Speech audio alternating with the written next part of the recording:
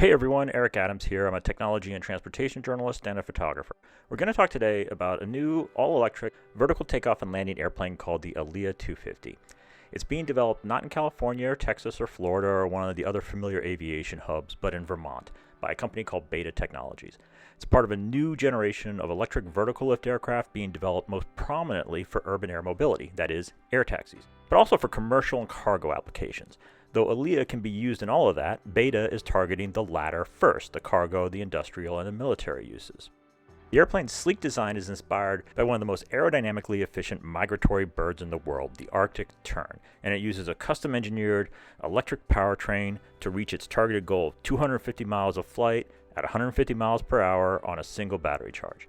The ALIA 250 is a visually striking airplane and one of the key frontrunners in the race to develop viable eVTOL aircraft. That stands for Electric Vertical Takeoff and Landing. When I started covering Beta in 2019, they were working on a different prototype called Ava, shown here, which used 8 tilting blades to alternate between vertical flight and horizontal. That concept was intended to develop understandings of the power and aerodynamic challenges associated with electric vertical aviation before porting those insights over to the company's actual production aircraft, the ALIA 250, this one. By the way, note that it is shown in these videos with a temporary landing gear array intended to facilitate early runway testing. That'll be replaced with a sleeker final configuration soon. Also note that the top rotors are not installed during the tests shown in these videos. That's because this phase of flight tests focused on understanding the airplane's performance in forward flight. So no, you're not in this video going to see vertical takeoff and landing. That comes a little bit later, probably within just a few months.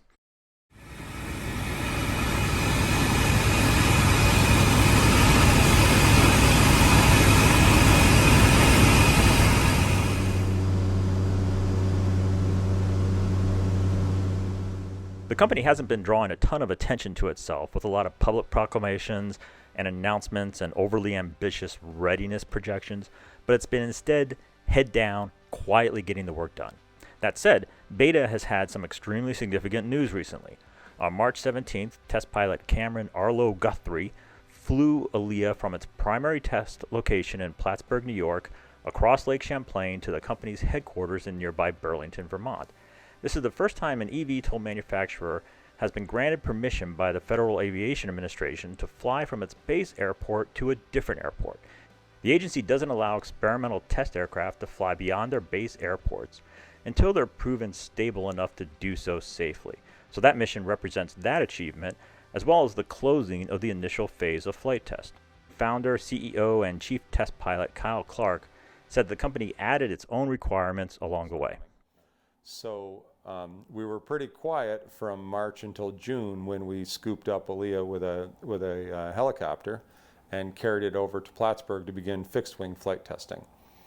We have to prove that the aircraft is stable throughout its entire operating envelope, that the performance, the controllability, the stability of the aircraft allows you to perform, at a minimum, normal procedures, takeoff, landings, go-rounds, stalls, slips, and it doesn't diverge from a controllable airplane in a way that is irrecoverable from the pilot's perspective. And we took that one step further to run the entire fixed wing gamut from a stability, a control, a spiral resistance, a free returns, handling characteristics, flight test campaign. And then in parallel with that, we needed to validate that the performance of the aircraft, so the L over D, which is the primary metric that determines how slippery an aircraft is, lift over drag ratio, exactly, the thrust to weight ratio, how much thrust we're really getting out of the system once it's completely installed, and all of the other kind of finer points of performance. The way it rolls on the ground, the way it lands, the way it rotates, the way it derotates, all needed to be proven to basically clear the envelope as a fixed-wing aircraft. And one of the really important things for an electric vertical takeoff and landing aircraft is how the aircraft handles at or near its stall point. So what are the stall characteristics? So we spent a lot of time doing normal stalls, power on stalls, accelerated stalls, where you load the wing to a higher than 1G condition and then decelerate the aircraft until it stalls, the wing stalls. And it's really important because you have to come near that every time you transition onto the rotors.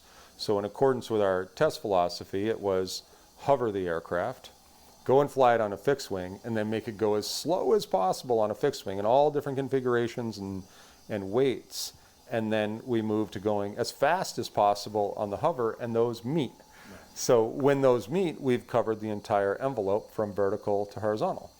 So we painted the ends of the envelope now, and we brought the fixed wing back to the slow condition, and now it's time to bring ALIA back to our Research and Development Center here in Vermont. And according to the FAA, we needed to clear all of those handling and stability and control questions prior to bringing it back to beta. And so then we'll bring it back here, and then we'll fly it back and forth a few times, and that'll conclude our initial flight test campaign on the fixed wing side. So we've done the hover, then we did the fixed wing. Now, in April and June, we put on the hover kit again, and we start flying more and more maneuvering flights in hover down at the ground and up at 5,000 feet. We're now comfortable operating between 5,000 and 8,000 feet routinely, and that gives us plenty of time at a safe altitude to paint the corners of the envelope. In other news, Beta has also been admitted to the General Aviation Manufacturers Association, one of the first eVTOL manufacturers to get in, and has completed a network of its own charging stations that stretches all the way from Vermont to Ohio. It's also finalizing agreements with new customers and supporting the goals of its first such partner, United Therapeutics. That company, founded by technology innovator Martine Rothblatt, provided Beta with its initial funding. It's developing man-made organs for human transplant and intends to use Beta's aircraft in a state-of-the-art, ultra-efficient delivery network. In addition to Rothblatt, Beta's board includes inventor Dean Kamen, entrepreneur Eric Hirschberg, and aerospace investor Adam Grosser, among several others. Beta is also working with the U.S. Air Force's Agility Prime initiative that seeks to adapt this new generation of electric aircraft for DoD missions. Now, Beta is an unusual company. First, its Vermont location is a bit of a surprise, especially because the state's extreme winter weather can make consistent flight tests a challenge, though on the other hand, it also allows them to more readily test their battery systems across a wider variety of temperatures. Also, its founder, Kyle Clark, is himself non-traditional, at least by the standards of the current air taxi startup leadership, which tends to be very Silicon Valley focused. Clark got his engineering degree from Harvard University in 2004, where he received an Engineering Thesis of the Year award for his work in flight dynamics and control algorithms, and briefly flirted with a career as a professional hockey player, specifically serving in an unofficial role as an enforcer, before pivoting into engineering and aviation. Since founding the company in 2017, Clark has recruited dozens of leading engineers and designers, as well as a team of test pilots who are helping hone the control systems for the new aircraft and ensure safety for the design and the flight test program. He's also instilled a strong culture of aviation in the company, offering to pay for the flight training of any employee regardless of their role at Beta. Though the company is based in Burlington, actual flight test operations, as I said, have moved to Plattsburgh, New York, across the lake. So personnel are shuttled daily across Champlain in the company's growing fleet of airplanes and helicopters, all, of course, using internal combustion engines for now. Clark himself is a test pilot with a variety of both fixed-wing and helicopter certifications. He is, in fact, the company's lead test pilot. This is also extremely unconventional for the industry, but Clark says he wouldn't have it any other way. According to him, having the CEO as the chief test pilot not only exhibits his faith in his team's work, but it keeps that team aware of the stakes involved. Aviation is unforgiving, and life safety is front and center.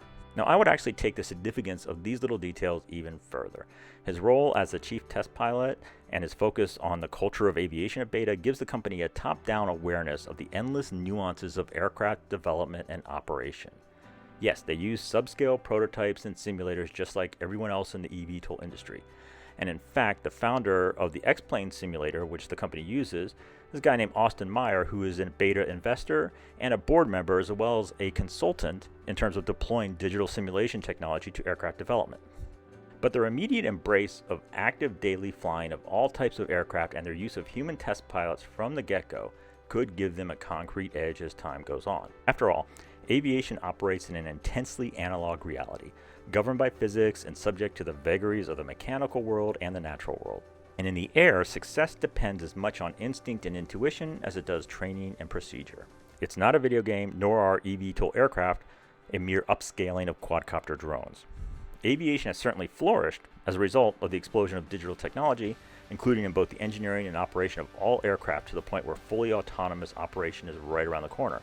But the fact is, we're not there yet. Human pilots remain critical in every aspect of aircraft conception and development. The fact that future eVTOL aircraft like ALIA are so small and intended to eventually carry passengers from the general public makes this human presence in their development, with all the insights that decades of flying have brought us, all the more essential. Anyway, I sat down with Clark recently to talk about the new airplane, the company, and the challenges of being a startup in the aviation community. First, though, let's find out a little bit more about ALIA itself. The 6,000-pound aircraft uses a 50-foot wide wing and 4 fixed propellers mounted above the fuselage for vertical lift, rather than deploying a tilting mechanism that pitches the props skyward as needed. The company says it chose this configuration for simplicity and reliability, and to ease the certification process for the aircraft. In forward flight, a rear pusher prop generates enough thrust to reach that 150 mile per hour mark. Okay. So the last time we spoke, we talked about that aircraft, Ava, which had 8 rotors, and they started pointed upward, and they articulated forward, big gyroscopic loads articulating forward to transition from vertical flight to horizontal flight. Internal to that, we had liquid-cooled motors, liquid-cooled inverters, and gearboxes associated with every motor. We learned very quickly that those type of complexities really don't earn their way onto an aircraft. And it was really difficult but necessary that we took a big step back from that program and we said, what didn't we like about the program? And those were some of the core elements. So we had a big paradigm shift in thinking, and we said, thrust vectoring is not the right way to go forward, but dedicated propulsion is. So we created ALIA. And ALIA allows us to design motors and inverters and propellers that are optimized for their job. So in this case, we have 4 propellers and 8 motors that are optimized for picking the aircraft up. Right. And one in the back that's optimized from an aerodynamic and electrical perspective that's optimized for long range. That net is a better design than the tilting rotor thrust vectoring design. So we started flying that aircraft earlier this year, and we've been improving on the basic thesis of simplicity every time we iterate on a new feature of the aircraft, a new function of the aircraft, as we move from our initial manned flights to autonomous flights on the smaller aircraft, and to this one, which is a cargo variant for Air Force Materiel Command and cargo carriers.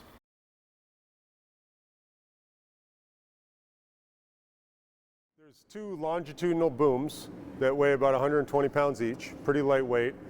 In the corner of each boom, there are these cartridges that house the axis of rotation for the lifting rotors.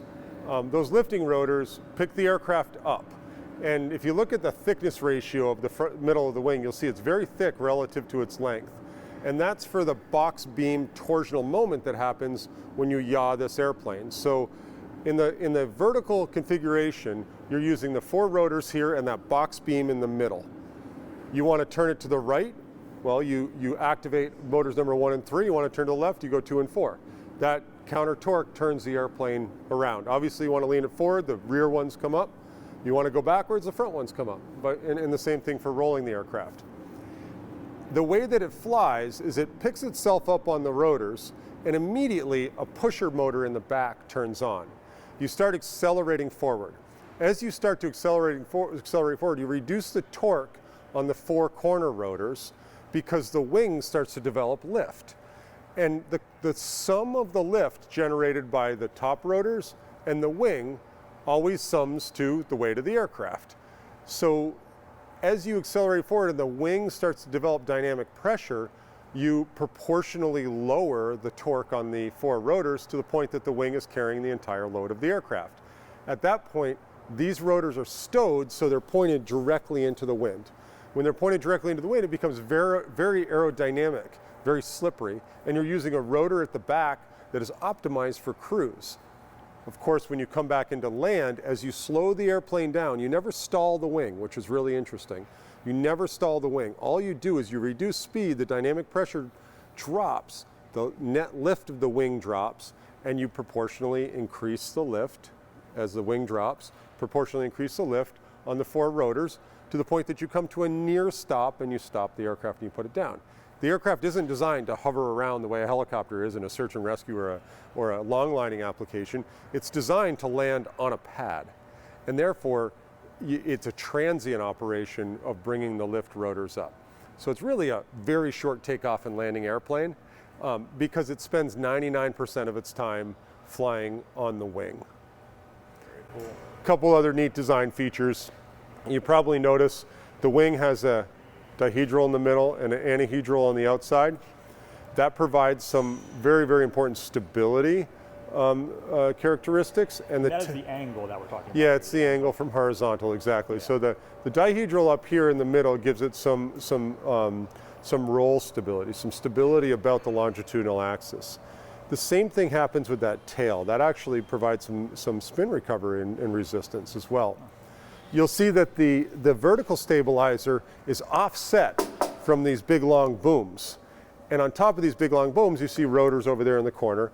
Those rotors over there that sit on top, they disturb the air. But the cool thing is the rear rotor is in the wake of the front rotor, just like a bicyclist in a peloton. So the wake of this sucker punches the rear rotor and gives it very, very low drag.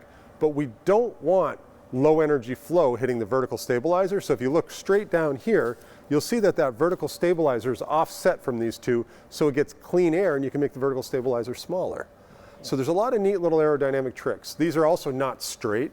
They're bent up and then down, and they're not vertical, the places where the vertical rotors attach. And that's to enhance controllability in the hover state.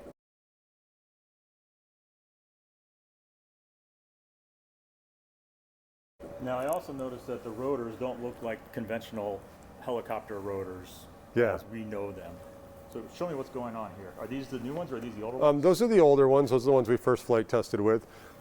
They certainly don't look like conventional helicopter rotors. Here's some old ones from Ava that we brought to failure intentionally. Yeah.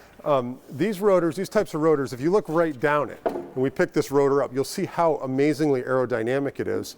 But the interesting thing is to have a gearboxless motor, we have a 26-inch diameter hub in there. Right. And that hub holds the motor inside the rotor. So the air that comes down here goes right around the motor and then reconverges at the back. So it's a very slippery aerodynamic shape to manage the frontal area of the motors. And the new rotors, are they substantially different from these older ones? They are. Okay. They are. They're significantly quieter. Okay. They have a bigger chord, and they have a couple features that allow them to operate in edgewise flight with more surety. And as we release those, we'll certainly tell people more about them. But let me show you one other really important thing that goes on in this aircraft. So all the batteries of this aircraft are in the belly of the aircraft. And so under here, we've got these 5 bays of batteries. Hold on. Oh. Under here, we've got 5 bays of batteries. Right. And each of the batteries has a latch right here that allows it to be disconnected. These 5 bays of batteries right here allow us to manage the center of gravity, but they are also put low and in the center of the aircraft, so we have low moments of inertia, so we get a lot of control authority in the aircraft. And so if we had a battery fire, they're down in the bottom, they can outgas out the back, and they don't affect primary structure, which is a really important part of the certification of the aircraft. Interesting. You know, everybody's seen the Tesla video where they did the rollover tests for the Model S and the Model X, right? Yeah, yeah. And they effectively couldn't roll the car over. By putting all the batteries down in the bottom of this at the level of the cross tubes, you effectively have half the weight of the entire aircraft down below the cross tubes of the aircraft. It makes for an incredibly stable aircraft. So that's stable for airplanes as well as for cars. Yeah, I mean, look, you've got the mass centered towards the center of the aircraft. So if you had a lot of mass out here on the wingtips, right? Yeah. And you roll the aircraft, then you want to stop the roll. Well, you've got all that mass going in one direction, you've got to stop it. It means you have less control authority net to manage the aircraft. When you land on this aircraft and it's gusty out, it's really good to have all that mass way down towards the bottom. So let's say you ran it on in an emergency configuration or in a normal landing. That low center of gravity is great. So there's some pretty damn good advantages of putting the batteries in the belly of the aircraft. A lot of the folks in this industry think initially, and there's another secret one, which is really interesting, and I'll give it away right now. A lot of folks take the batteries and they put them out by the motors, thinking the highest currents happen between the batteries and the motors. Well, let's put them out there so we reduce our cabling weight. And let's put them out there because you want to put the weight where you're lifting the weight. And that seems to make sense until you say, wait a second, our customers want to recharge faster than we want to discharge. So if we have a 2.5-hour mission and we're recharging in 50 minutes, guess where the highest currents happen? During recharging. Right. So if we want to minimize cable weight, we put the batteries in a centralized low position. A lot of folks don't think about the non-obvious thing of how to optimize the aircraft for recharging, and they only think about how to optimize the aircraft for discharging. Interesting. Very cool.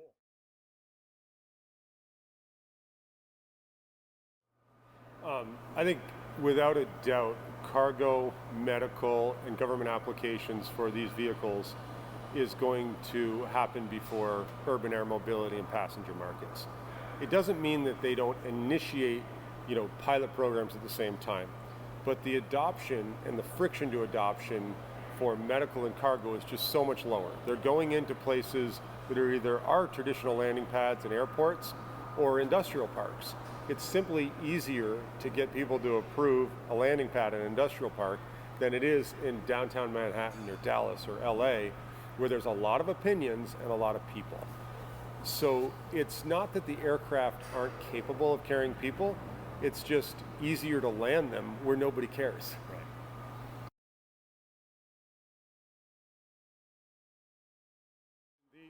I consider ourselves working within the aerospace industry, but we're a power electronics and controls startup. We're really focused on the propulsion systems and the controls of the aircraft. Those are the enabling technologies. For the non-enabling technologies, like the structure and the avionics, the interior, the seats, all of these things of traditional aerospace, we don't pretend to create those and make those in aerospace.